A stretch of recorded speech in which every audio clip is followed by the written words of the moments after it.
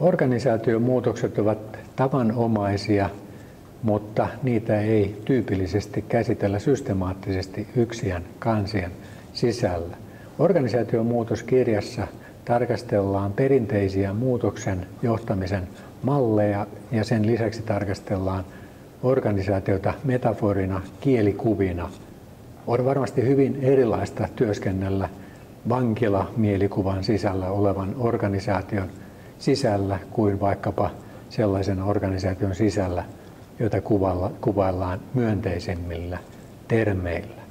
Organisaation muutos on vaikea toteuttaa, koska juuri tuo yhdessä tekeminen, yhteiselle matkalle uskaltautuminen on keskeistä organisaation muutoksen onnistumisen kannalta. Ei riitä, että johto yksin lähtee matkalle, koska myös henkilöstön tulee olla aktiivinen toimija.